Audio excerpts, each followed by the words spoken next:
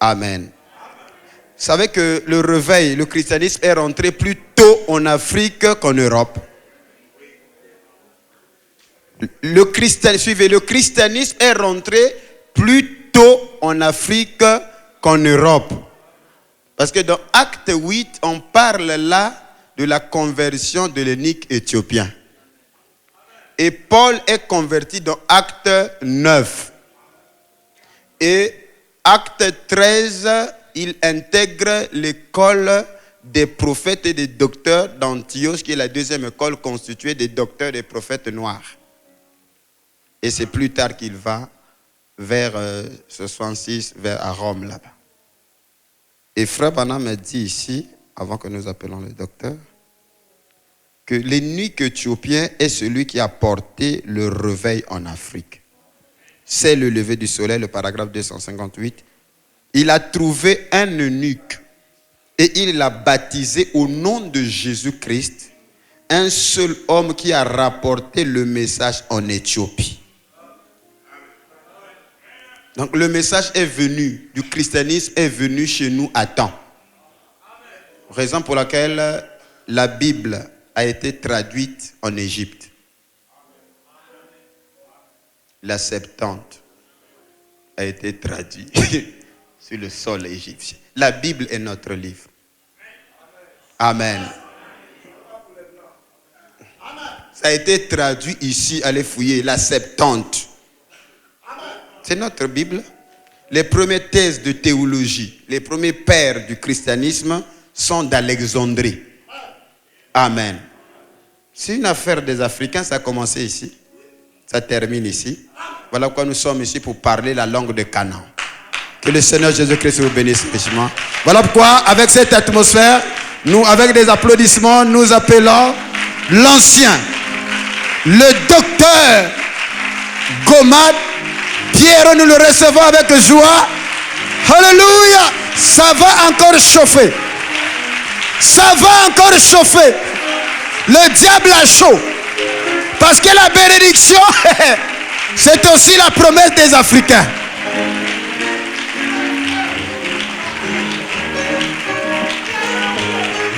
Il s'appelle le tam-tam d'Afrique. Le tam-tam va jouer. Nous allons danser ceci. Que le Seigneur vous bénisse tous. On peut sortir. Est-ce que vous vous sentez bien? Bon, je vais vous apprendre quelque chose d'entrée de jeu. Vous savez, il y a 15 ans de cela, je suis allé donner un enseignement à Shekinah dans l'église du pasteur Dioka et je devais enseigner sur le discipulat. Et puis, jaloux d'être africain, je me suis dit, faudrait-il que je les salue shalom? J'ai dit, je vais pas les saluer shalom. Et je suis venu derrière la chaire, je leur ai dit, je vais vous apprendre une nouvelle salutation. Tout le monde était dans la stupéfaction, me regardant, pour dire, mais c'est quelle autre salutation? Je leur ai dit, je vais vous saluer Shamwari Yakanaka. Ah, il y a des gens qui savent ça ici. Vous voyez qu'il y a toujours, Dieu ne manque jamais de témoins. Il y a un témoin ici. Alors, le pasteur Dioka me regardait et dit, mais qu'est-ce que ça veut dire Shamwari Yakanaka? J'ai donné l'explication. J'ai dit, c'est la seule salutation qui veut donner toute une phrase. Il dit, c'est quoi la phrase? Shamwari Yakanaka veut dire, mon bien-aimé que j'aime et qui m'aime aussi. Vous voyez que dire ça en français, c'est long. Mon bien-aimé que j'aime et qui m'aime aussi. Alors, comment dire ça en français? Mais dans la langue Shana du Zimbabwe, on dit Shamwari Yakanaka. Alors, depuis lors, il y a eu des compositions à Shekinah qui chantent désormais Shamwari Yakanaka. Il y a même eu des compositions en France. Alors, pour commencer, j'aimerais que tu salues ton frère Shamwari Yakanaka. Donc, en disant ça, ouvre le sac, fais-moi ça.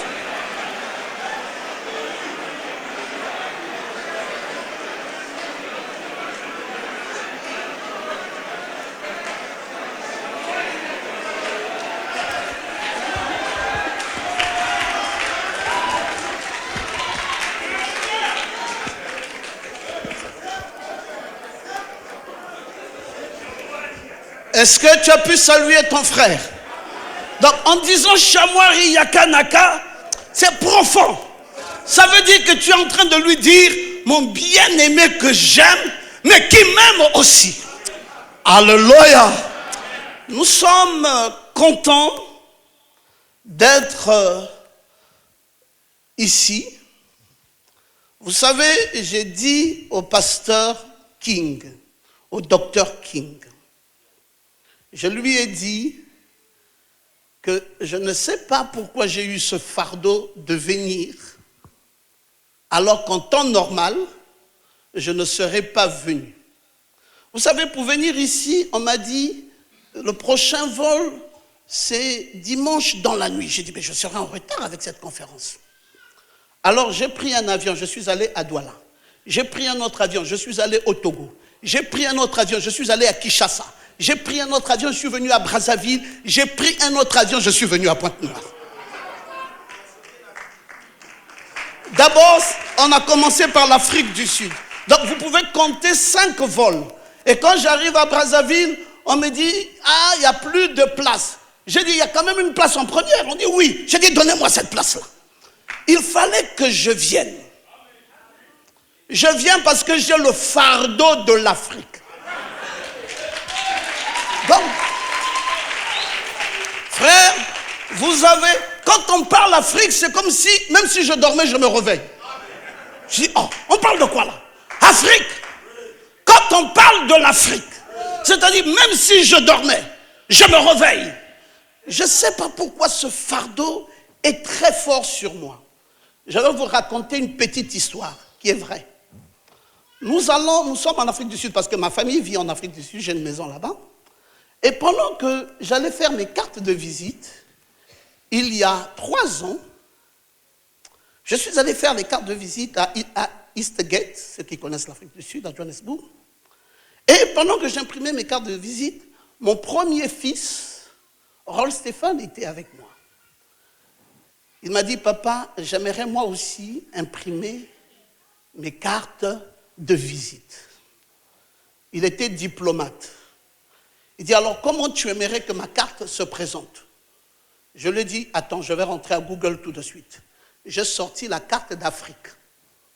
J'ai dit, dans ta carte de visite, tu vas mettre le drapeau africain. Il dit, d'accord, papa. Et puis, tu vas écrire dessus, président. Tu vas mettre dans cette carte de visite, président. L'enfant m'a regardé, il faisait des études de diplomatie, il m'a regardé, il dit, mais papa, je ne suis pas président, encore moins un président de l'Union africaine. Je lui ai dit, tu mets cette carte, blanc et vert, les couleurs de l'Union africaine. Et il a pris le logo de l'Union africaine, il l'a placé et il a écrit président. Après, il m'a dit, mais papa, quand je vais devoir distribuer ces cartes, ça va être un scandale. Parce que les gens vont dire, président, l'Union africaine, mais qu'est-ce que tu veux dire? Mes amis, aujourd'hui, mon premier fils est président d'un organe de l'Union africaine qu'on appelle l'ECOSOC, économie et sociale. C'est le président de paix et de sécurité de toute l'Union africaine.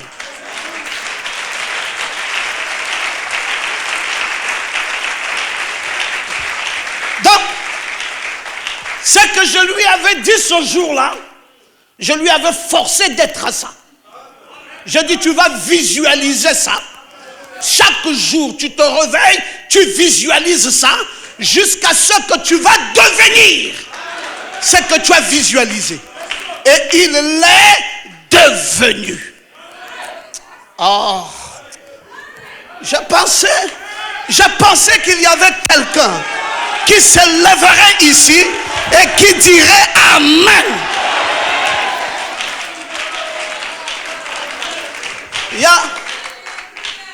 une chose qui me dérange avec les Africains.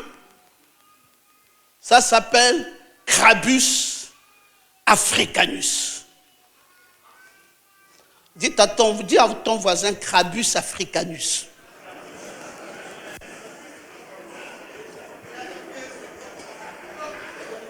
Crabus africanus, c'est l'intitulé d'une histoire que j'ai lue où une examination profonde a été faite au sujet des Africains, des Européens, des Asiatiques et des Américains. On a tiré au pif un Américain, un Asiatique, un Européen et un Africain. Alors, la question qui fut posée était simple.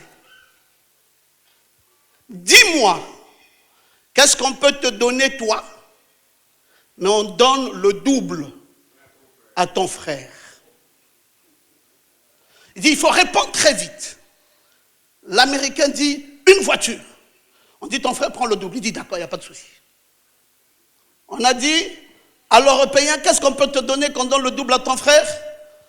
L'Européen a dit, un château. On dit, ton frère prend le double. Il dit, il n'y a pas de souci. On a dit à l'Asiatique, qu'est-ce qu'on peut te donner, on donne le double à ton frère? Il a dit, un champ. On dit, ton frère prend le double. Il dit, il n'y a pas de souci. On est revenu à l'Africain. On a dit, qu'est-ce qu'on peut te donner à toi, mais à ton frère, on lui donne le double. Il dit, hein? Il dit, non, cette question est simple. Tu réponds comme les autres ont répondu. Il dit, quoi? On me donne à moi, mais à mon frère, on fait quoi? On lui donne le double. Alors, il pose la question, pourquoi?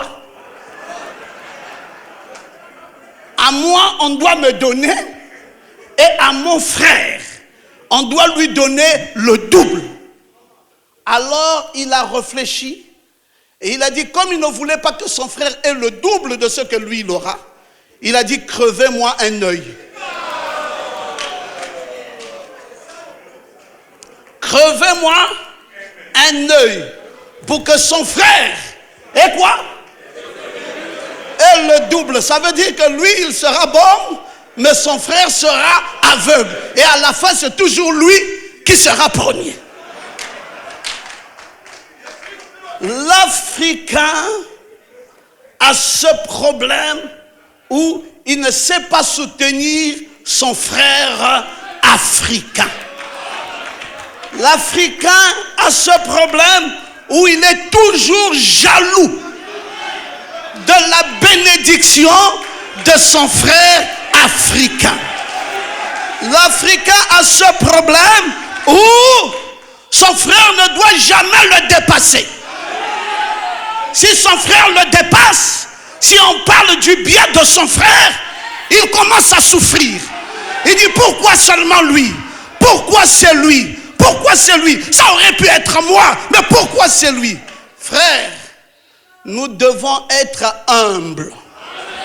Parce que nous sommes venus ici aussi pour nous corriger. Je ne vous entends plus dire Amen. Nous sommes venus ici aussi pour nous repentir. Et on doit enlever le mauvais cœur et être content que mon frère soit béni. Peu importe qui est ce frère, dès lors qu'il peut être béni, c'est aussi ma bénédiction.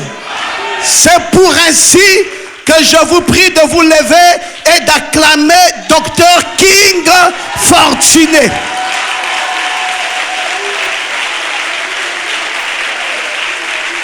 Gloire à Jésus. Est-ce qu'on peut encore acclamer et acclamer davantage? Ne soyons pas des Crabus africanus. Il vous l'a dit, hein? Moi non plus, je ne le connais pas. Vous savez, dans ce pays, j'ai trop d'amis, des frères, des gens importants. Les Tocs sont là, les Maves sont là, des gens que j'aime, j'affectionne. J'ai beaucoup de gens, ils sont là, les Poitiers, tout le monde. Les Didier Ngoï, tout le monde ici. Mais j'ai un seul ami, c'est le docteur Lys Ngalibali. Ah, ça, vous le savez tous. Ah, ça, c'est mon cœur. C'est un homme que j'ai aimé véritablement dans ma vie. C'est lui, docteur Lys Ngalibali, avec qui j'ai vécu très serré, l'un aux côtés de l'autre. Mais une chose est merveilleuse, c'est que nous devons adopter les bonnes choses. Et aimer de voir nos champions. Et surtout, ne pas les détruire. Est-ce qu'on peut entendre quelqu'un qui dit Amen? Quand quelqu'un est un champion, soyons fiers. Soyons fiers de nos héros. Acclamons-les, accompagnons-les, exaltons-les, magnifions-les. Ne soyons jamais jaloux de nos héros. Bon, maintenant, si vous voulez bien vous mettre debout, nous allons lire la parole. Un seul endroit de l'écriture, Nombre chapitre 2. Et là, nous lirons un seul verset, le verset 10. Et après quoi, nous allons nous rasseoir.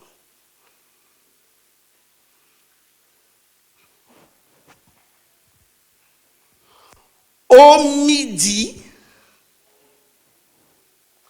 le camp de Ruben, avec sa bannière et avec ses corps d'armée, là camperont le prince des fils de Ruben.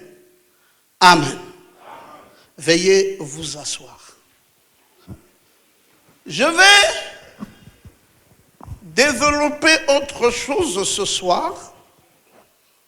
Je veux développer sur le porte-étendard du midi.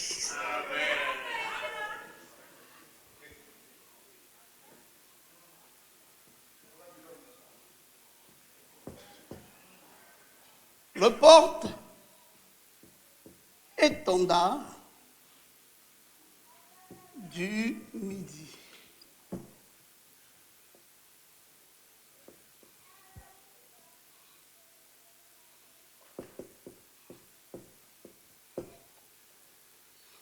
Vous savez, c'est ça l'intitulé d'ici.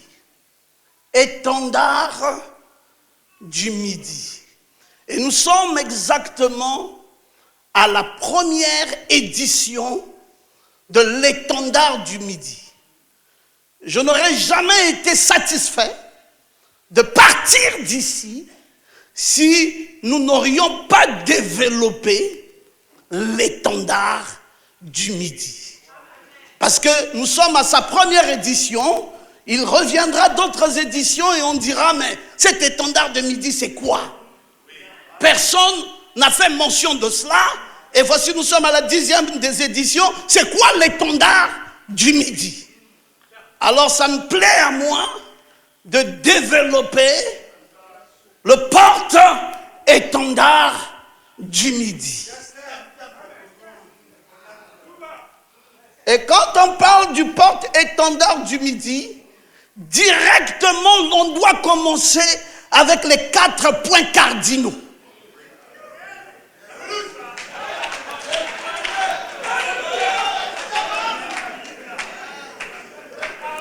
Et dans ces 4 points cardinaux, on commence essentiellement par l'Est.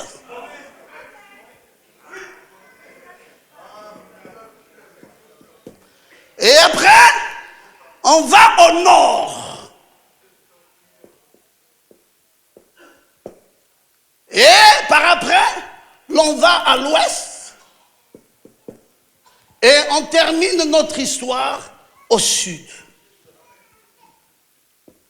S'il vous plaît, c'est le sud ici qu'on appelle le midi. L'Orient, le septentrien, l'Occident et le midi. Quand on parle du sud, on parle du midi. Comme on parle Pointe-Noire est au sud, Pointe-Noire est au midi. Vous ne voyez pas midi comme si c'était 12 heures.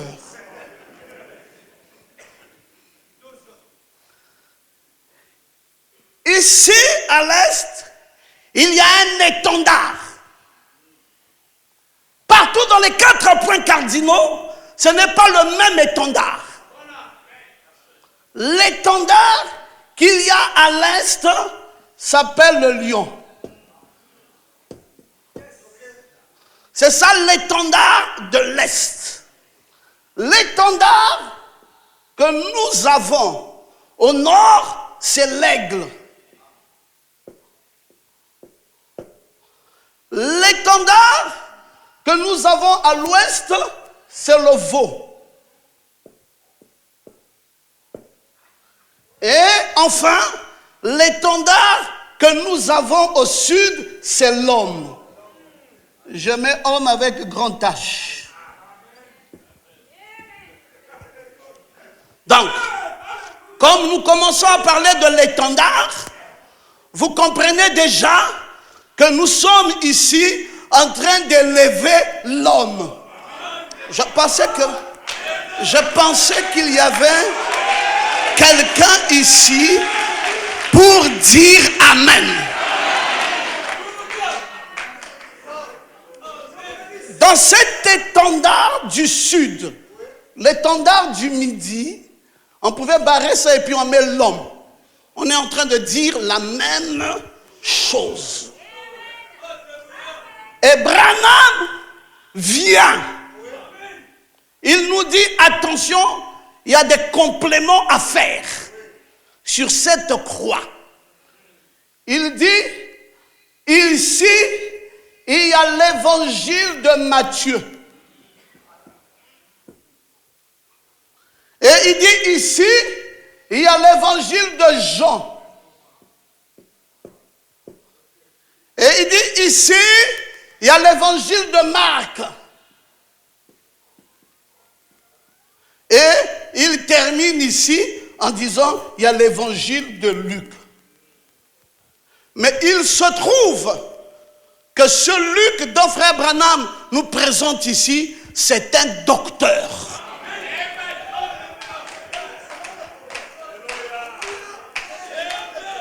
Donc, je précise qu'au sud, c'est le docteur Luc. Je ne sais pas s'il y a des gens ici capables de dire Amen. Bon, nous avons le docteur Luc ici au sud. Branham n'a pas fini. Branham dit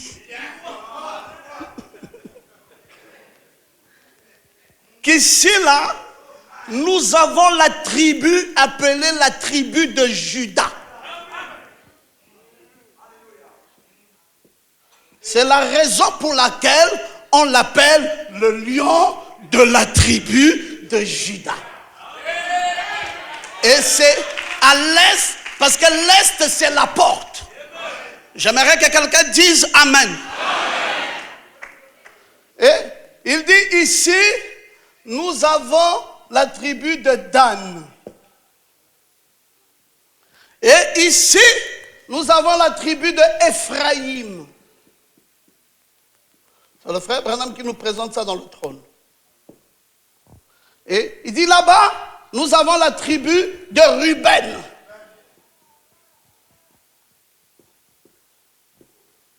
Y a-t-il quelqu'un pour dire Amen? Amen. Alors, Branham, en disposant les 4 tribus, nous dit que ces tribus sont des portes-étendards. Ça veut dire quoi? Ça veut dire que quand il y a un étendard, ce n'est pas tout le monde qui porte ça.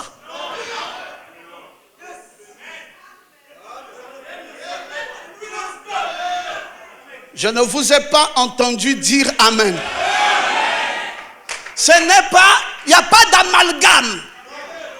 Quand il y a un étendard, tu ne viens pas toi aussi toucher. Tu dis, moi aussi je suis une tribu, je peux aussi toucher. Tu es disqualifié. Laisse celui qui est amabilité à pouvoir porter l'étendard, que celui-là seul porte l'étendard. Et si tu portais l'étendard, ça veut dire que tu étais une onction supérieure. Et tes frères ne devaient pas être des crabus africanus. Ils devaient, avec admiration, te laisser porter l'étendard et dire, voici notre porte-étendard. On ne peut pas parler de l'étendard du Midi sans parler du porte-étendard. Parce que cet étendard-là, on ne le met pas à terre.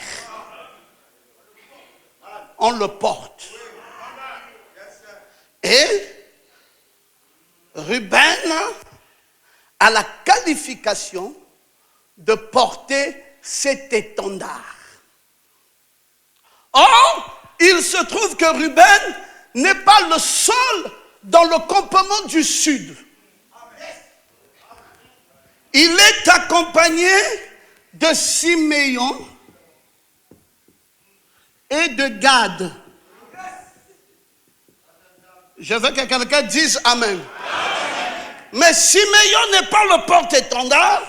Gad n'est pas le porte-étendard. Le porte-étendard, c'est Ruben. Il se trouve aussi que Judas n'est pas le seul dans le campement de l'Est. Il est accompagné de Zabulon et de Issachar. Mais le porte-étendard n'est ni Zabulon, ni Issachar, mais le porte-étendard, c'est Judas. Il se trouve aussi que Dan n'est pas le seul dans le campement du Nord. Il est aussi accompagné de Asser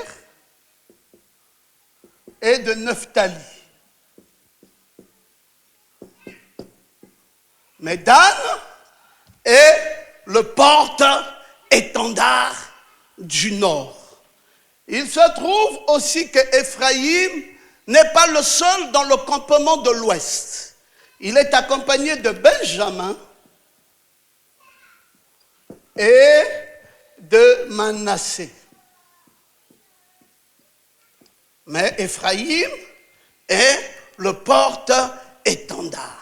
Alors, vous avez ici la compilation de 12 tribus des enfants d'Israël au cours de ce campement. Je pensais qu'il y avait des gens. Je pensais qu'il y avait simplement des gens capables de lever leurs mains et de dire Amen. Mais les 12 tribus des enfants d'Israël ne s'arrêtent pas là. Cela nous amène plus loin que ça. Cela nous amène dans la première Bible. Et là, dans cette première Bible, nous allons retrouver le Zun Odos. Le Zun Odos, ça veut dire le chemin des êtres vivants. C'est pour cela, quand Job a eu des malheurs, il n'a pas dit c'est mon oncle. Il n'a pas dit c'est ma tante. Il n'a pas dit c'est mon grand-père. Il a maudit le jour de sa naissance. Parce qu'il savait que le jour de sa naissance avait un lien direct avec sa vie. Je pensais qu'il y avait des gens ici capables de dire Amen.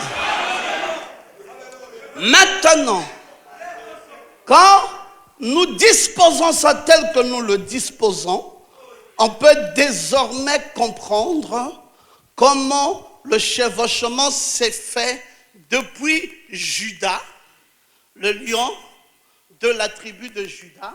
Et vous pouvez aisément comprendre que le lion étant de ce côté-là, c'est que Judas, c'est la constellation du signe zodiacal appelé le lion.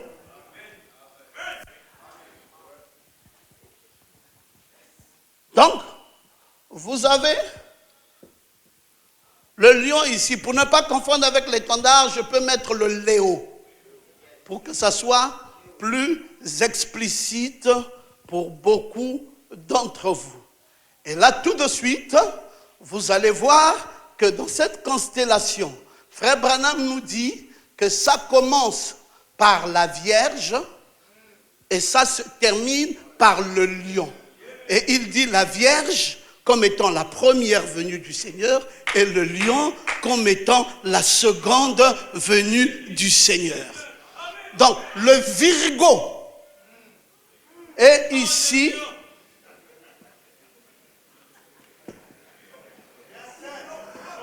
Le Virgo et le Léo sont cumulativement les gens dans le campement et du côté de l'Est. Et vous savez que juste avant le lion, il y a un âge. Branham a appelé l'âge des poissons croisés. Et c'était ça, l'âge du cancer. Et vous avez donc le cancer. Alors, ayant donc le cancer, le Léo et le Virgo, vous avez 3 signes zodiacales de ce côté-ci. Mais notre côté au sud, quels sont les signes zodiacaux qui en ressortent? Il se trouve qu'au sud ici, vous avez le Verseau. Je passe en vous disant que le Verseau veut dire le verseur d'eau. Et ce verseur d'eau, c'est le prototype de l'ange puissant qui est descendu, enveloppé d'une nuée et au-dessus de sa tête un arc-en-ciel. Et il est venu faire quoi? Il est venu verser de l'eau. Alors, l'ange puissant est caractérisé, Apocalypse chapitre 10, est caractérisé par le sud. Lequel sud est l'Afrique. Je pensais qu'il y avait des gens ici capables de lever leurs mains. C'est pour cela les Occidentaux ne vont pas comprendre Apocalypse 10. Ils sont dépassés. Quand on dit qu'il y a le 7 tonnerres étaient sous le 7e sceau, ils sont embrouillés. Il dit mais le 7 tonnerres là, c'est révélé quand? Ils ne peuvent pas comprendre ça parce que cette chose a été donnée aux Africains.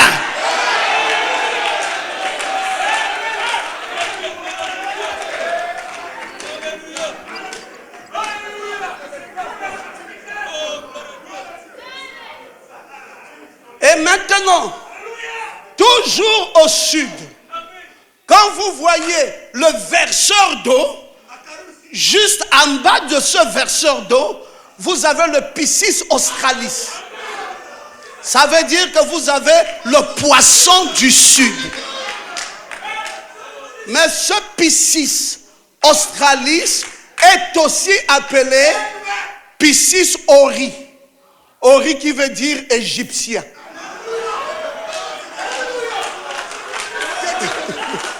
Donc, vous avez aussi le Piscis ori. Donc, le Piscis Égyptiens. Je pensais.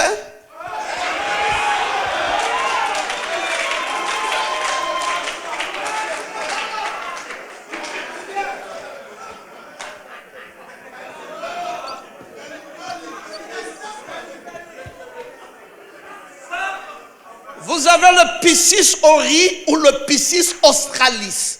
Donc vous avez le poisson du sud.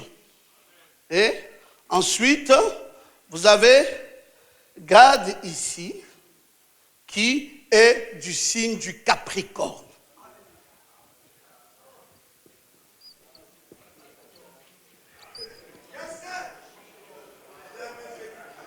Donc, nous avons déjà et les Capricornes, et les Verseaux, et les Poissons, dans les caractéristiques du Sud. Je pensais. Non.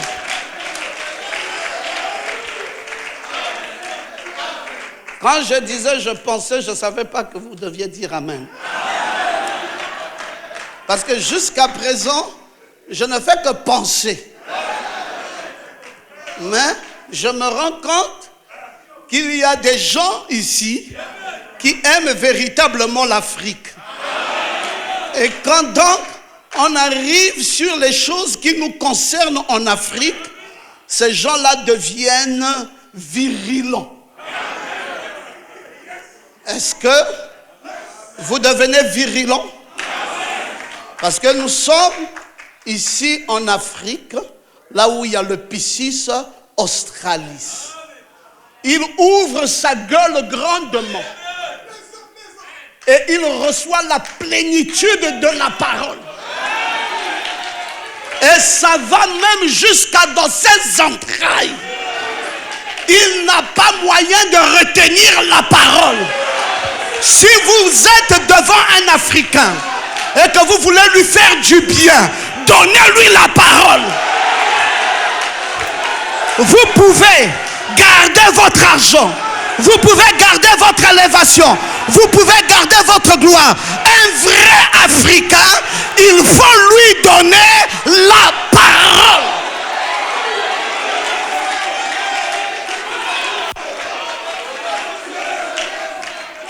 J'aime quand tu peux dire Amen. Alors, vous avez ici Aser. Aser, ici, c'est Balance. Dan, ici, c'est Scorpion. Et Nephtali, c'est Sagittaire.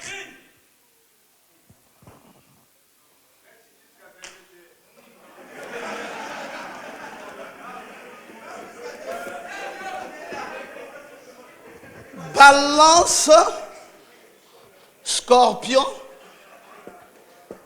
et Sagittaire. Nephtali.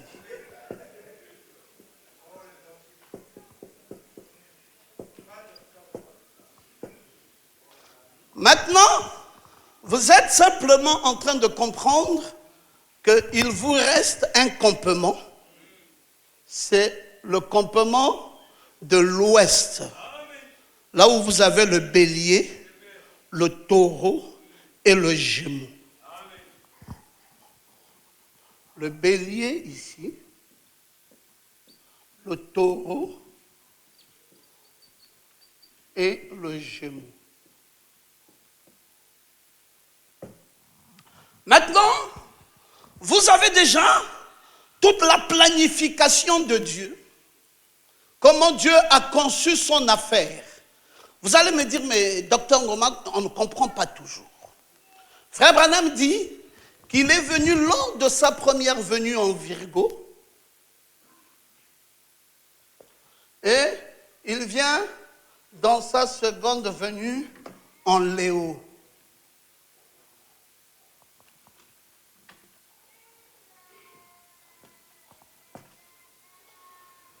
C'était qui? Les mages ont voyagé depuis l'Inde avec les dons appropriés. Et on nous dit qu'ils avaient amené l'or, l'encens et la myrrhe. Et Branham interprète ces 3 dons appropriés. Il dit c'était Dieu en service pour mourir.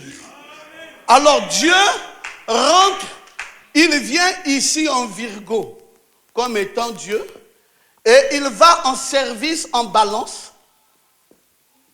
C'est pour ça que vous voyez partout où il y a le marché, il y a toujours des balances. Parce que c'est le symbole même du service. Et il vient mourir en scorpion. Donc c'est Dieu en service pour mourir. Et quand il meurt en scorpion, il revient dans le Saint-Esprit en Sagittaire.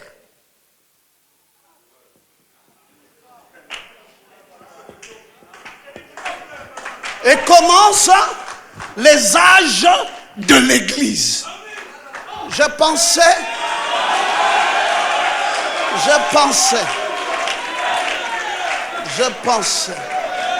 Alors, les âges de l'Église commencent en Capricorne. Et nous avons donc en Verseau. Et nous avons en Poisson.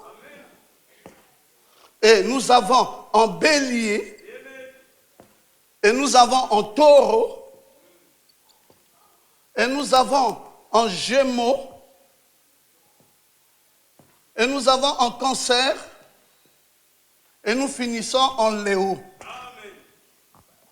1, 2, 3, 4, 5, 6, 7, 8, 9, 10, 11, 12. Alors, ici, en Capricorne, nous avons l'âge d'Éphèse. Et ici, nous avons l'âge de Smyrne. Et là, nous avons Pergame. Je croyais qu'il y avait quelqu'un. Et là, nous avons Thyatire. Et ici, nous avons Philadelphie. Hein? Non, nous avons ça. Non, ce n'est pas dangereux. Et ici, nous avons Philadelphie. Et là, nous avons Laodicée. Et ici, nous avons la pierre de fête. Je pensais qu'il y avait des gens capables de dire Amen. Donc, Dieu, en service pour mourir, descend dans le Saint-Esprit et commence les âges de l'Église. Ce que je dis ici, c'est Frère Branham qui dit ça. Je n'imagine pas. Frère Branham dit que Laodicée, c'est l'âge du cancer. Et il dit que c'est aussi l'âge des poissons croisés.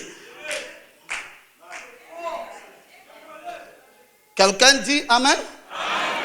Et donc, nous sommes ici dans les poissons croisés. Il se trouve que Frère Branham, tout comme Jésus et comme Adam, sont des béliers. Parce que même quand nous avons traversé la mer Rouge, on a traversé la mer Rouge dans l'âge du bélier. Jésus lui-même était un bélier. Le premier Adam lui-même était un bélier. Frère Branham est un bélier. Et donc vous allez voir que Frère Branham est un benjamite. Et les benjamites, c'est les 144 000.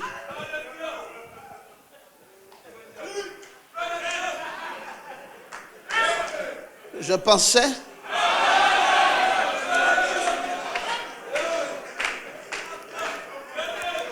Alors, nous sommes déjà arrivés ici. Mais, je vais vous faire l'économie de tout ça. Sinon, on va finir ici dans une semaine. Je vais juste prendre le sud. Parce qu'il s'agit ici du porte-étendard du sud. Alors, le porte-étendard du sud ici, c'est Ruben.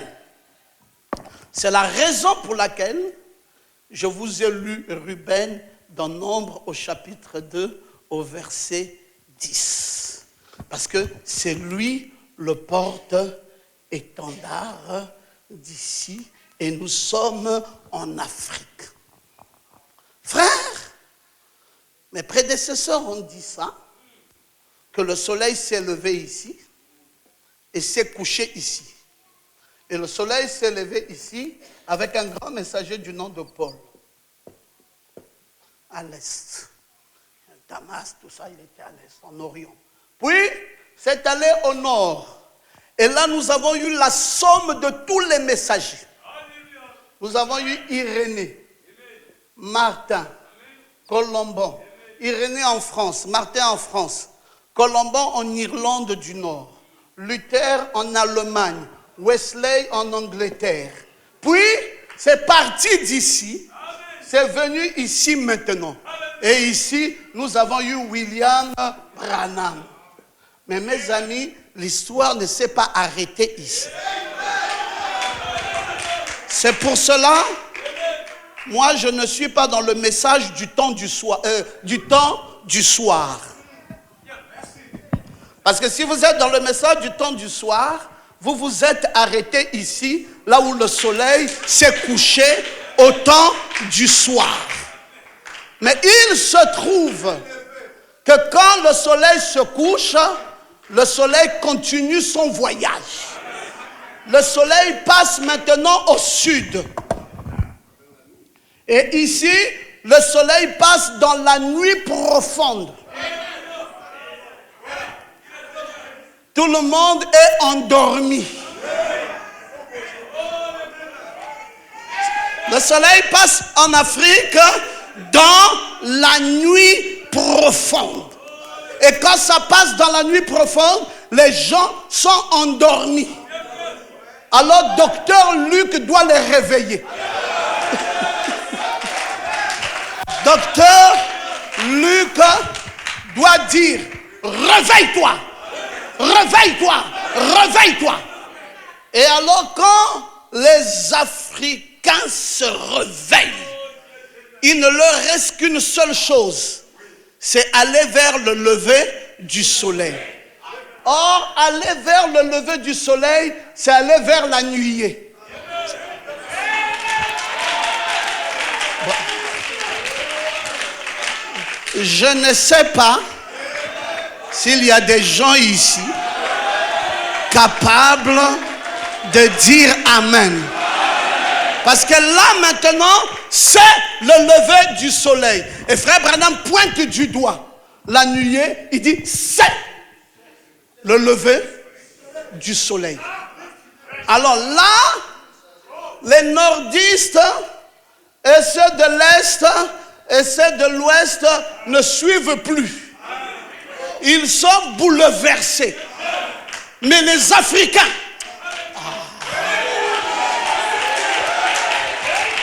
les Africains sont accrochés aux lèvres du docteur Luc. Et le docteur Luc les réveille. Et ils vont maintenant dans la direction du lever du soleil. Mais quand ils arrivent à nouveau à l'est, ça veut dire que nous avons retrouvé la bague. Or, la bague ici, c'est deux alliances compilées. Deux alliances perpétuelles qui vont constituer l'alliance circulaire. Alors, la première alliance perpétuelle, c'est l'alliance, l'arc-en-ciel du temps de Noé. Et il va arriver un deuxième arc-en-ciel. C'est l'arc-en-ciel d'Apocalypse 10. Alors les deux alliances, étant des alliances perpétuelles, ils vont constituer une alliance éternelle. C'est pour cela Apocalypse 10 est venu pour accomplir une alliance éternelle. C'est la raison pour laquelle il n'y a plus de temps. Je pensais, simplement, je pensais qu'il y avait des gens ici capable de se lever et de dire Amen. Maintenant, nous arrivons à l'alliance éternelle. Or, cette alliance éternelle, c'est déjà même le symbole du mariage. L'union invisible. Donc, nous ne sommes plus dans les choses de terre à terre. Nous sommes devenus des mystiques. Nous sommes devenus des mystiques. Parce que ce n'est plus l'union visible, mais c'est l'union invisible de l'époux céleste et de l'épouse terrestre. Et celui qui célèbre le mariage s'appelle William Marion Branham. Et ce jour-là, je suis là. Parce que j'étais dans cette théophanie. J'étais dans cette nuée. Et Branham a posé la question. Voudrais-tu l'épouser? Et moi, dans la nuée, j'ai dit. Et l'union invisible, cette union mystique s'est accomplie. C'est pour cela, mes frères, tu peux avoir tes bicocos. Tu ne peux pas me tuer. Tu peux avoir ton vampire. Tu ne peux pas me tuer. Parce que je suis mystique. Oh, je croyais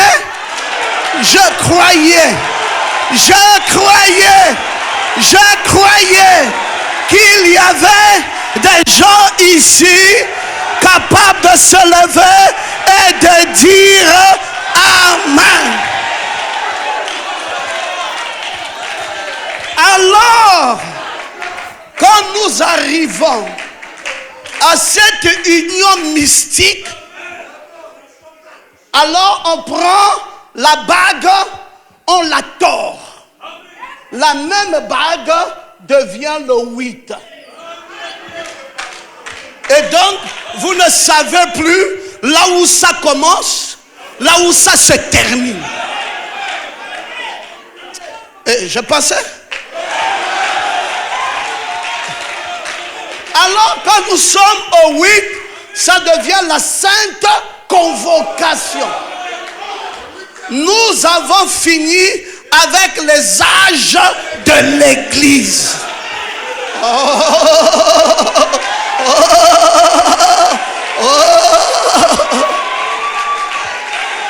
Alléluia.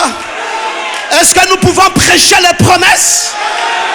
Est-ce que l'épouse a besoin des promesses? Est-ce que l'épouse veut manger la manne spirituelle? Est-ce que l'épouse est-elle ici? Alors, à ce moment-là, la pyramide imparfaite est laissée de côté. Nous rentrons maintenant dans le 8e jour, là où la pyramide est parfaite. Maintenant, Branham dit, il dit que la pyramide d'Enoch, cette pyramide qui était en Égypte, faite 2850 ans avant Jésus-Christ, n'était pas coiffée. Mais maintenant, aujourd'hui, cette pyramide est coiffée par les 7 tonnerres. Je croyais qu'il y avait des gens ici capables de dire Amen. Alors, nous rentrons dans le 8e jour. Et c'est le jour de la résurrection. C'est la sainte convocation. C'est pour cela qu'il fallait attendre, Jésus devait attendre 8 jours avant qu'il soit présenté. J'aime quand quelqu'un peut dire Amen. Jusqu'à présent, je n'ai pas commencé à prêcher. J'étais juste en train de déblayer le terrain. Maintenant, on peut commencer tout de suite. S'il y avait des gens ici, vous avez vu que je n'ai rien lu. Est-ce que vous croyez ça? Maintenant, il nous faut aller à l'étendard du sud. On ne peut pas laisser le peuple de Dieu sans comprendre ce qu'ils doivent comprendre. Je vous ai dit que j'ai pris 5 avions pour venir. Donc je ne suis pas venu m'amuser. Je suis venu pour que l'on sache que cette saison, c'est la saison de l'Afrique. Je suis venu pour que l'on sache qu'il y a des portes étendards d'Afrique et qu'il y a même des gens qu'on a appelés tam-tam d'Afrique. Je ne suis pas venu ici m'amuser. Je voulais que l'on sache que c'est notre saison. Et il faudrait que tu comprennes ton réveil. Ton réveil, comme on dit au Gabon, n'est pas un réveil de Madjango. Réveil de Madjango, dis un peu réveil de Madjango. Donc c'est un réveil de pauvres là. Ce réveil ici, c'est le réveil d'une reine.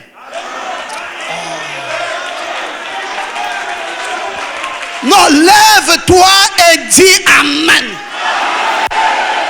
C'est le réveil d'une reine. Donc toi, tu n'es pas n'importe qui. Toi, tu es une reine. Et quand cette reine se lève, la Bible déclare qu'elle se lève avec des grands biens. Bouscule ton frère, dit tu n'es pas ma Django.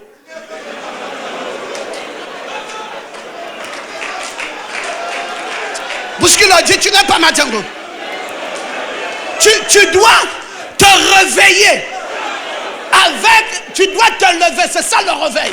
Tu te lèves avec des grands biens.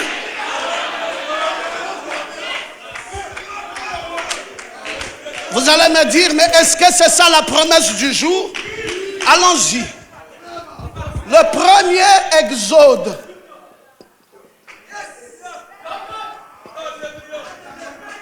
Le premier exode, il y avait un prophète. Dites encore Amen. Au premier exode, il y avait une colonne de feu. Oh, dites encore bien Amen. Je ne parle pas des colonnes de feu que vous connaissez. Je parle de la colonne de feu authentique qui a authentifié le prophète Moïse, qui oignait Moïse et Moïse seul.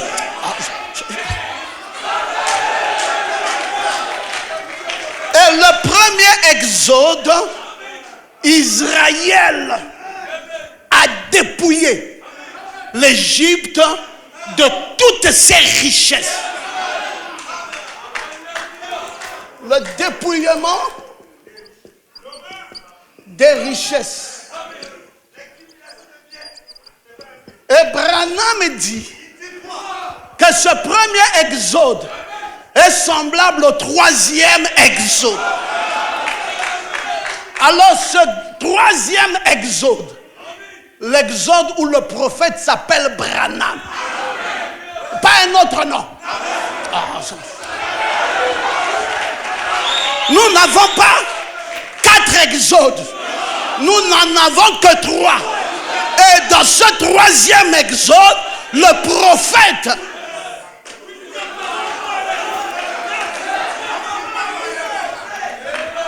nous avons un prophète, Branham. Dans ce troisième exode, nous avons une colonne de feu. Et les frères du message sont allés dormir. Il reste une dernière chose. La dernière chose qui reste, c'est le dépouillement de l'Égypte.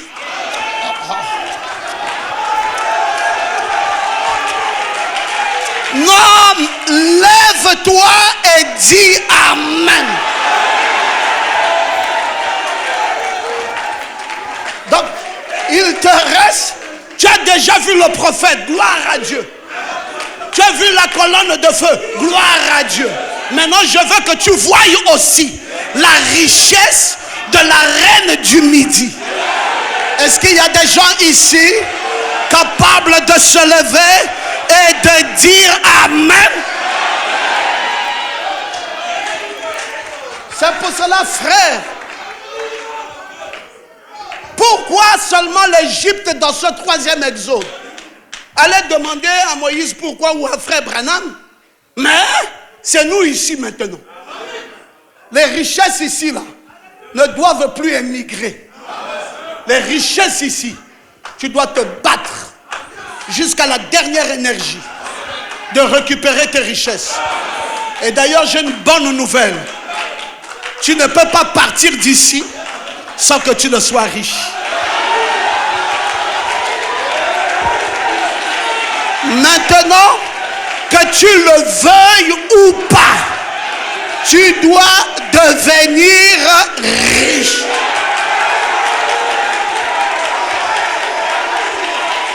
Si tu es dans ce troisième exode, ça veut dire que tu dois devenir riche.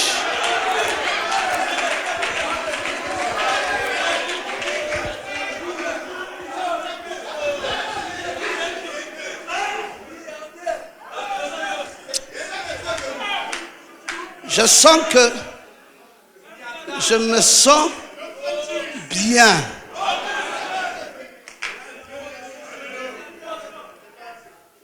Est-ce que quelqu'un peut-il dire Amen?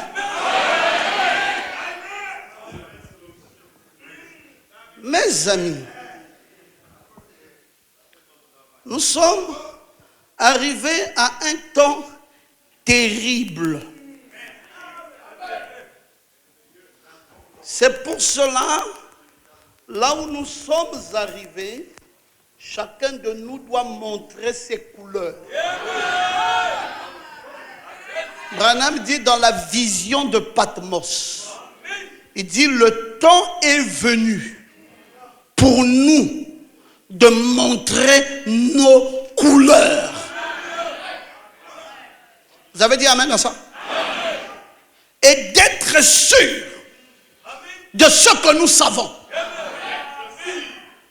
Et non plus de nous contenter des suppositions, mais de connaître le ainsi dit le Seigneur. Nous devons connaître le ainsi dit le Seigneur sur lequel nous nous tenons. La petite église a toujours été minoritaire. C'est un petit groupe, un petit fil, comme un cordon rouge qui se faufile dans toute la Bible. Mais c'est toujours l'église. Et nous devons nous en souvenir. C'est le moment, mes amis, pour cette Afrique noire, cette reine, c'est comme ça qu'on nous appelle. C'est son temps pour connaître qu'elle a un réveil. Il ne s'agit pas du réveil de la civilisation. Une réveil de la civilisation mécanique. Ou encore d'un quelconque réveil livrex. Il s'agit de ce type de réveil qui ne s'obtient pas sur des mérites.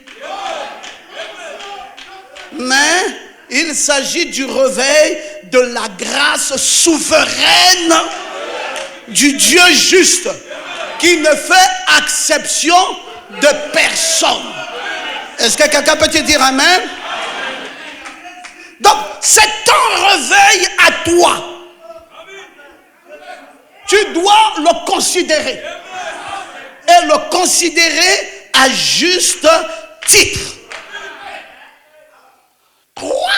tribus campaient au sud du tabernacle. Ruben était le porte-étendard. Ruben, c'est la face d'homme. C'est le fils premier-né de Jacob. Ruben est l'expression de sa force.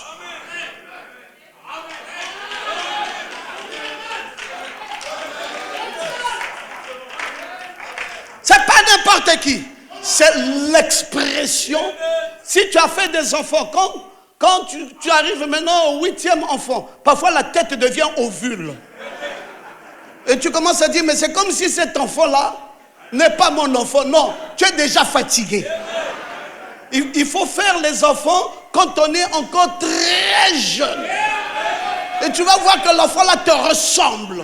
Quand on le voit, on te voit. C'est pareil, c'est comme 2 gouttes d'eau. Et Ruben, c'est le premier-né de Jacob. C'est l'expression de sa force.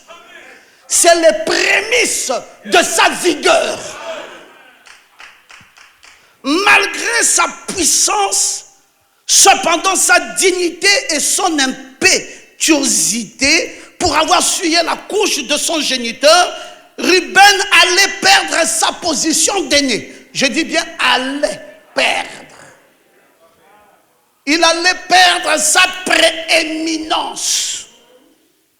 Il est allé vers Bila, la concubine de son père, selon Genèse 35, 22.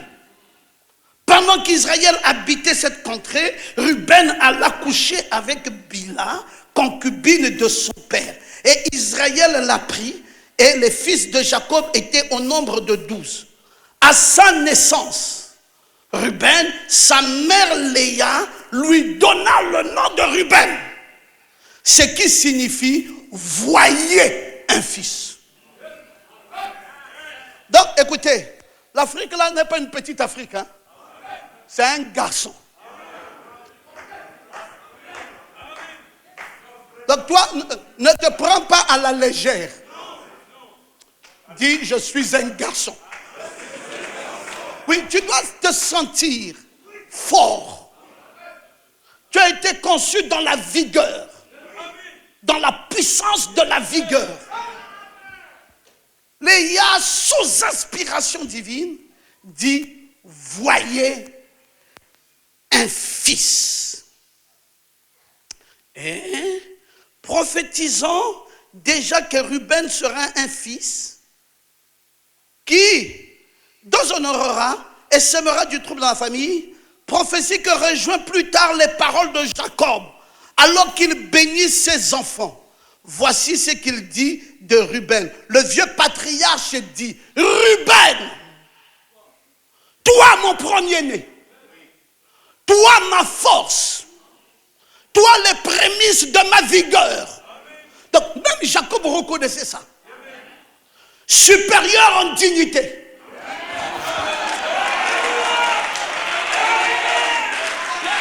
Non, je croyais que, je pensais que tu allais te lever et dire Amen. Supérieur en dignité. Il pensait qu'il n'aura pas de prééminence parce qu'il est monté sur la couche de son père et qu'en monté il y a couché. Tu es l'aîné, sans contredit. Tu as le droit d'aînesse. Et alors que je vois que tu es en train de déraper, qu'est-ce qui ne va pas? Tout de suite après. J'aimerais que tu dises Parce que ce que je veux dire après là va annuler. Vous savez, même si on veut dire quelque chose de mal de toi, mais quand une onction supérieure arrive, l'onction supérieure, alors Jacob dit, mais il y a plus grand que Jacob. c'est Moïse. Cet homme. Moïse, c'était un grand prophète. Quand Dieu a voulu ramener frère Branham dans l'esprit d'Élie, il dit, je ne peux pas oublier que l'esprit de Moïse et celui de Christ soient aussi en action dans ta vie. Il n'a pas dit celui de Jacob. Dites encore Amen. Jacob a déjà dit supérieur en dignité. Mais il pensait encore à sa concubine que le petit a pris. Il dit, le petit, si vraiment, au lieu de s'arrêter la supérieure en dignité, il va encore me dribbler et prendre ma petite. Alors quand Jacob pense comme ça, Moïse vient à son tour pour annuler les mauvaises paroles que Jacob a prononcées. Moïse dit dans Deutéronome 33, 6, que Ruben vive et qu'il ne meure point et que ces hommes soient nombreux. Oh, je croyais. C'est pour cela, c'est Ruben. Même si tu le vois comme tu le vois, sache qu'il y a la revanche. Donc cette Afrique que vous voyez faible, mes amis, cette Afrique va vous surprendre. Il y a des promesses magnifiques en ce qui nous concerne. C'est le seul continent qui a fait pleurer le prophète. Il dit, mon âme pleure. Il pensait à l'Afrique. Vous savez, mes frères, chaque année, ça c'est la 4e année, en janvier, je vais à Durban. J'avais localisé la montagne où priait frère Branham. Parce que Durban, c'est le seul lieu référentiel au monde dans le 20e siècle où les miracles se sont accomplis comme jamais ailleurs. Et Branham était allé à une montagne prier. Et depuis chaque année, ça c'est la 4e année, je suis à cette montagne-là pour prier sur les traces d'un grand prophète. Parce que si vous voulez être un grand homme, vous devez suivre les traces d'un grand homme. Et alors, là-bas, alléluia, c'était en 1951 quand frère Branham, le 20e siècle, a connu son plus grand réveil, inégalé, ici en Afrique. C'est ici notre Galilée. Quand vous lisez Galilée, là où Jésus faisait trop de miracles, vous venez maintenant dans ce temps oméga. Vous voulez voir là où Dieu a fait trop de miracles. Vous ne pouvez pas retrouver ça aux États-Unis. Il faut venir en Afrique. Et en 1965, au mois de mai, c'est là où frère Branham fait le 2e tour en Afrique. Et les gens qui l'ont reçu, j'ai parlé avec eux. Je suis allé les chercher, la famille Ritif. Je suis allé vers eux, j'ai invité Gédéon et son père et je voulais comprendre pourquoi, qu'est-ce qui était spécial dans ce 2e voyage qui m'a semblé un voyage tellement prophétique parce que frère Branham l'a désiré ardemment. Et j'ai dit, et on l'a empêché de venir. Il est même venu comme quelqu'un qui vient faire la chasse. J'ai dit, mais il n'a pas prêché. Mais pourquoi fallait-il qu'il vienne? Alors Ritif me dit que c'est là où frère Branham est venu avec les sceaux et les âges de l'église. Et il leur a laissé ça et il est parti. J'ai dit, alléluia! Donc cette affaire-ci, Branham a voyagé avec ça pour venir laisser ça ici.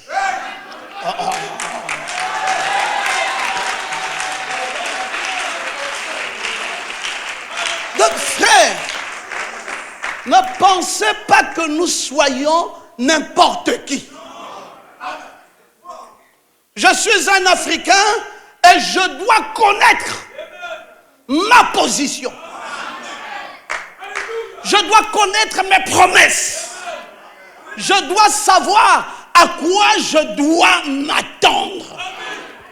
Est-ce qu'il y a-t-il quelqu'un ici capable de dire Amen?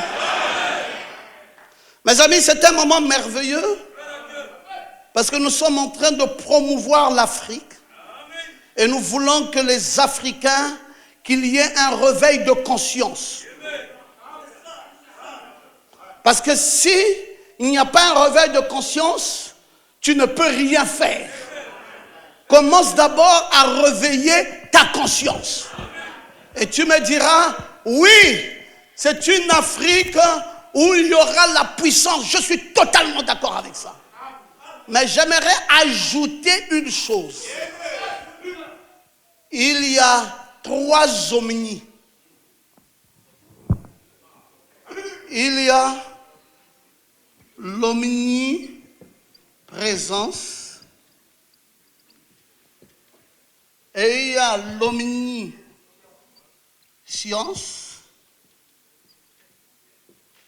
et il y a, non, je commence d'abord ici.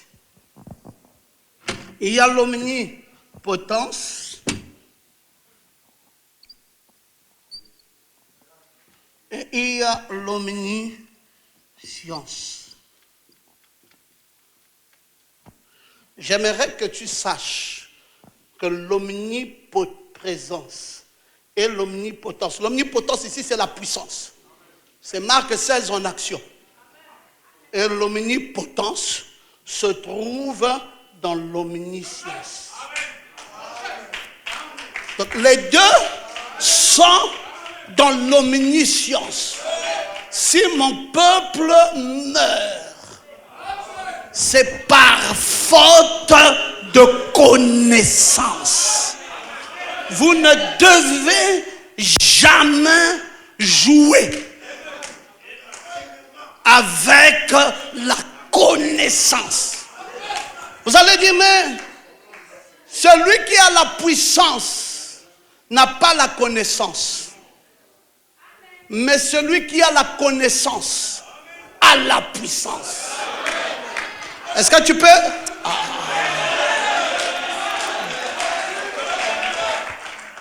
C'est pour cela en Afrique, on nous a mis docteur Luc. Et on a mis l'étendard un homme. Pour que tu cultives la science.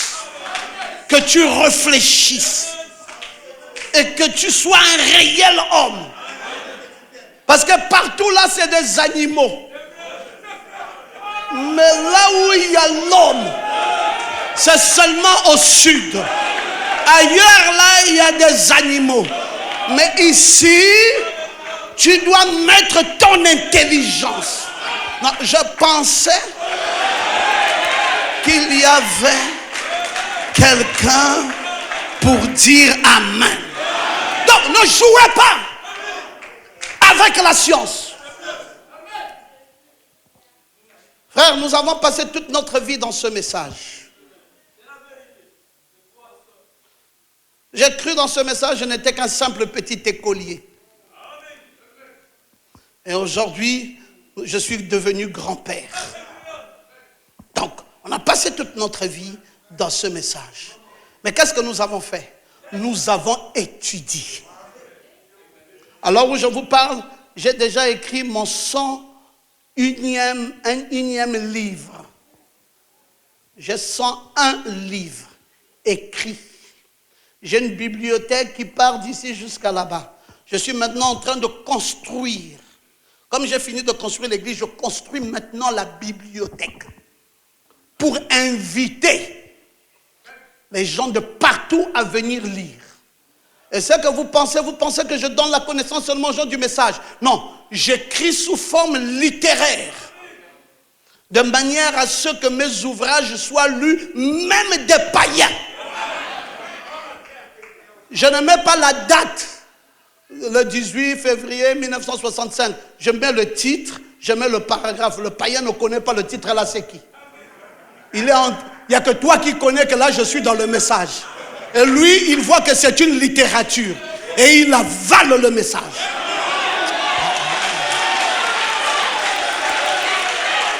Non, je croyais qu'il y avait des gens ici capables de dire Amen. Donc, ces livres sont dans les galeries. J'ai mis ça dans toutes les galeries à Libreville. Et mon adresse est derrière. Il y a des ministres qui m'appellent Docteur Ngoma. C'est vous? J'ai dit oui. Il dit, oh, mais votre livre sur les 17 lois de la prospérité m'ont plu. J'ai dit, avale le prophète. Conditions favorables ou pas favorables. Élie reste leur prophète. Il était le prophète même de Jézabel. Oh, je croyais que tu allais te lever pour dire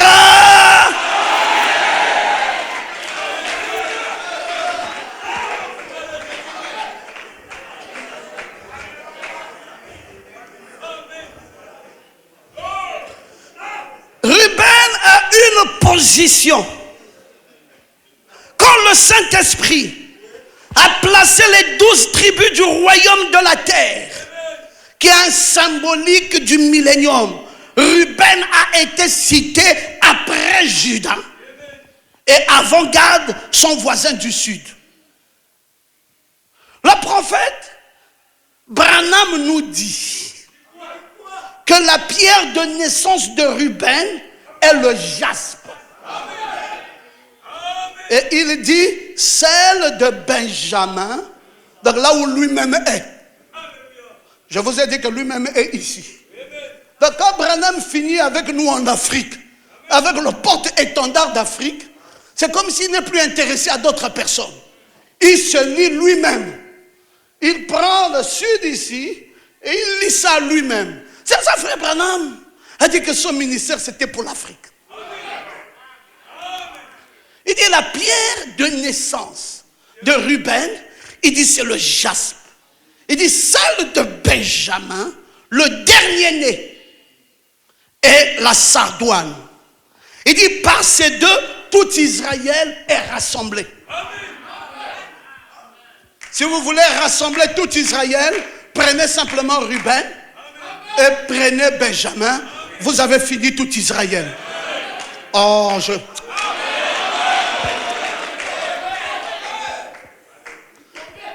Et il représentait le premier et le dernier.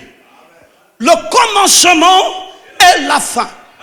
L'alpha et l'oméga. La terre et le ciel. La parole et l'esprit. La mécanique. Je savais.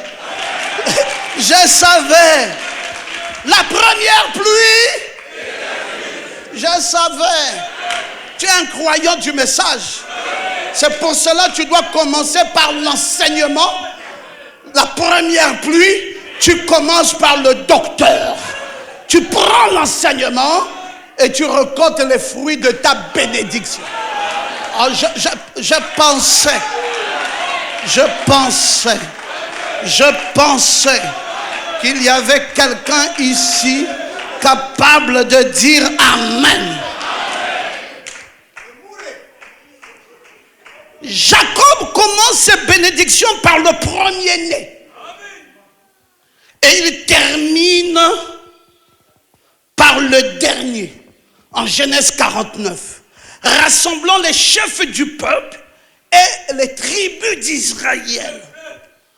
Tout au long des Écritures, nous voyons Ruben et Benjamin représentant la pluie de la première saison et la pluie de l'arrière-saison.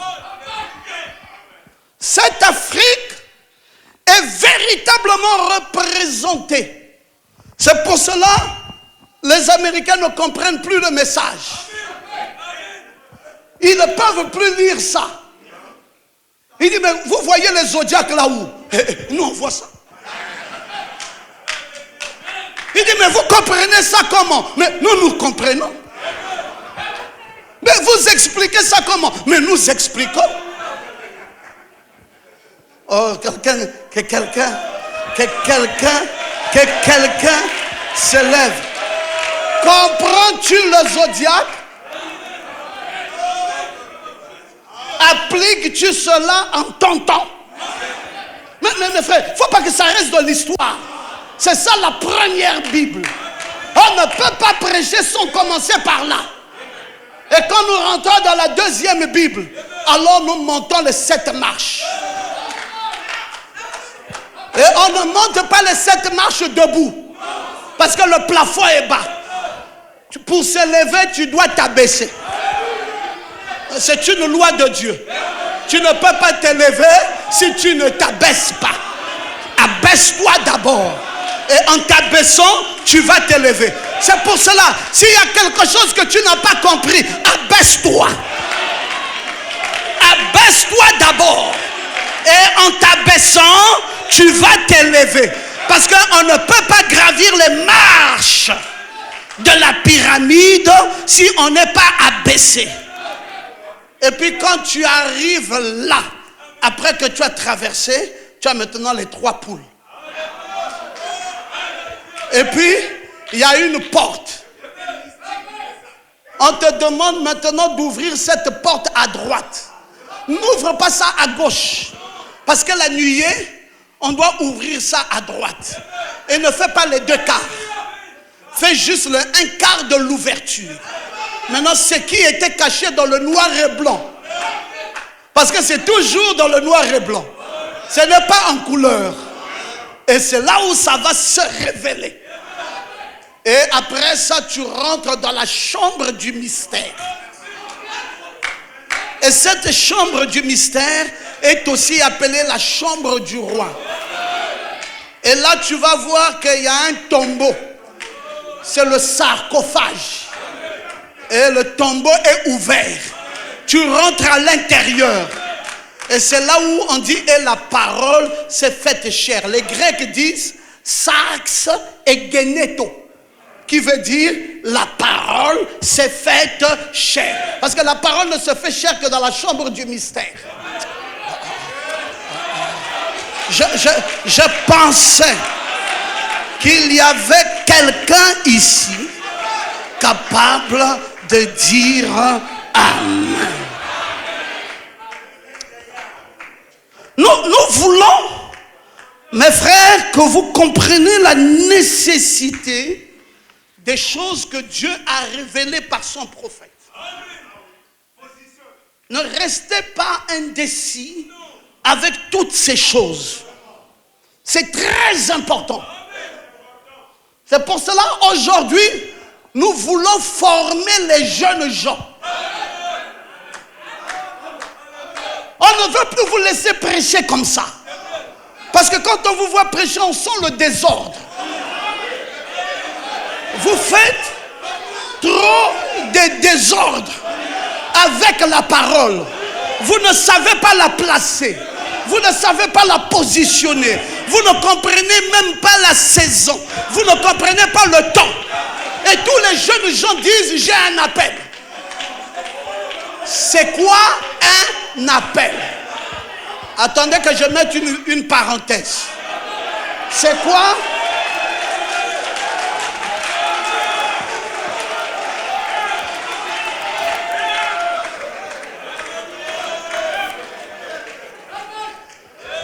Dans l'appel au ministère, toi, mon jeune frère, tu n'as qu'une seule chose, c'est l'aspiration.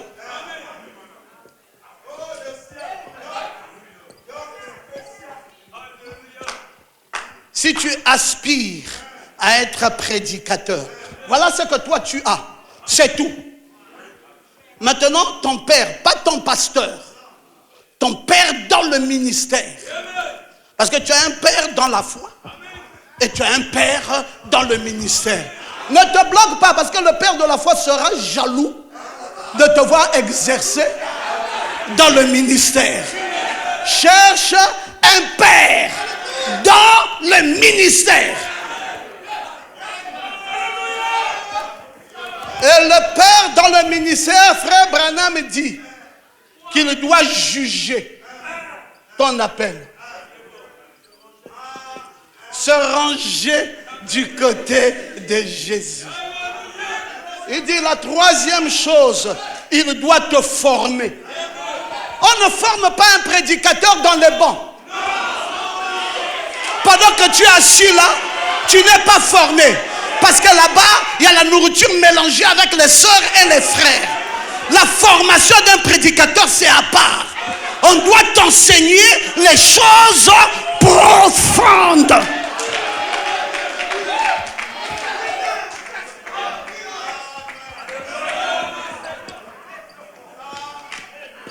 Il y a la formation.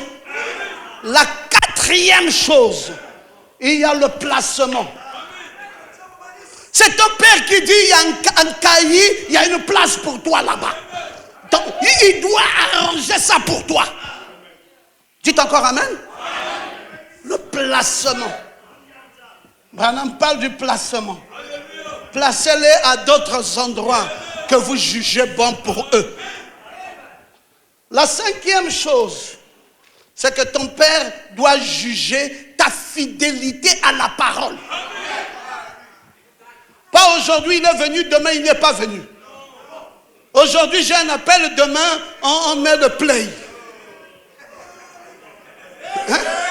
Ou tu as un appel, ou tu n'as pas d'appel. C'est quoi ton appel? Ou tu es toujours en train de mettre la machine? Bon. Fidélité à la parole.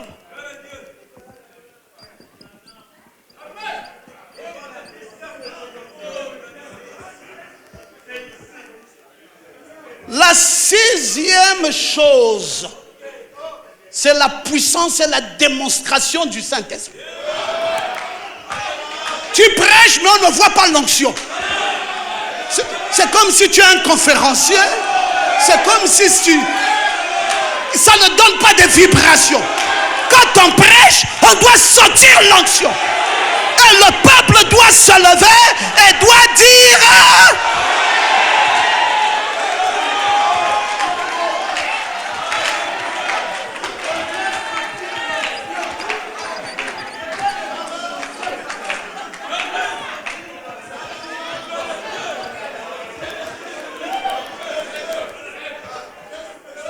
La septième chose, c'est les fruits visibles du ministère. Tu es qui? Un évangéliste? Tu es qui? Un docteur? Tu es qui? Un apôtre? C'est devenu mélangé. Oh, mais moi-même, je ne comprends pas. Tantôt, je suis évangéliste. Tantôt, je suis prophète. Non! Tu es un tricheur. Tu as triché avec le ministère.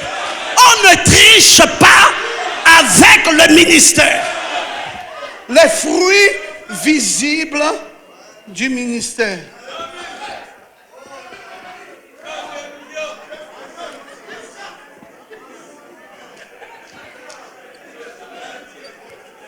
Et la huitième chose, c'est ton ordination. C'est un supérieur qui doit te mettre les mains. Pas un inférieur. Ordination. Dans les 8 choses ici, toi-même, tu n'as qu'une seule chose. Les 7 choses ici, c'est ton père, pas dans la foi. Ton père dans le ministère. Où sont les pères du ministère pour accompagner les enfants? Tous sont devenus des gens qui cherchent l'argent. Je vais vous étonner. Je vais vous étonner. J'ai 18 églises dans 9 pays. En France, partout là. mais je ne prends la dîme que d'une seule église.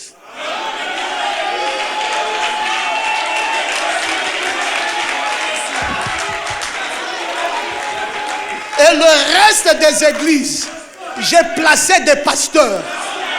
Et quand je les place là, ils sont autonomes. Je reste un surveillant général pour vérifier la doctrine, vérifier la parole. Parce qu'il y a trop de déviations.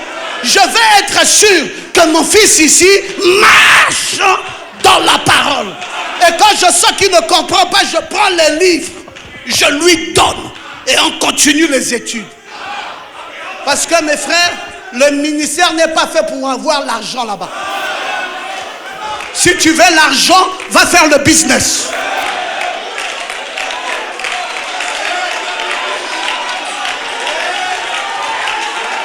Tu dois être désintéressé. Parce que si tu n'es pas désintéressé, tu ne seras pas un homme libre. C'est le ministère, pas le ministère lévitique. C'est le ministère selon l'ordre de Melchisédek. Qu'est-ce que ça veut dire? Le ministère selon l'ordre de Melchisédek. Ça veut dire que Melchisédek a un double emploi. Sacrificateur du Dieu très haut, dit prédicateur, et après roi. Un travail libéral. On ne te demande pas d'aller aller travailler chez quelqu'un qui te taloche. Tu n'as pas venu, viens pointer. Si tu ne viens pas, je vais t'enlever. Non, toi prédicateur, c'est pas ça ton travail. Tu as besoin d'être un roi. Oh. Je croyais qu'il y avait des gens ici capables de se lever et de dire: nous n'allons plus laisser les jeunes à la traîne. Nous ne faisons pas les églises pour des besoins mercantiles. Je vous ai dit, j'ai pris 5 avions. Qui m'a payé les billets là? Je les ai payés moi-même pour venir. Même quand on dit c'est bloqué, si je dis première classe, première classe, première classe, et je viens. Et je viens là, pas pour que tu me nourrisses mon frère. Je viens là pour donner la parole à ce peuple. Et quand j'ai fini, que tu me donnes l'offrande ou pas, je n'attends pas ça. D'ailleurs, il me faut que je te donne, pas que toi tu me donnes. Nous devons être libres. Libres de prêcher l'évangile. Libres d'aller où nous pouvons. Libres de prêcher ce que nous croyons. Il ne faut pas que nous ayons de blocage. Est-ce qu'il y a quelqu'un ici capable de se lever pour dire: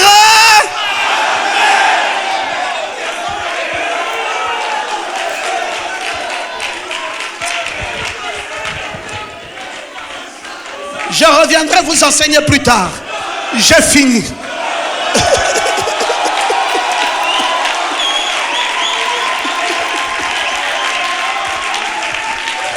Si je dois commencer, je ne finirai pas. Parce que j'ai trop de choses à vous dire. Je préfère vous laisser avec le peu là et vous allez dans la paix du Seigneur. Retenez une chose, je vous aime.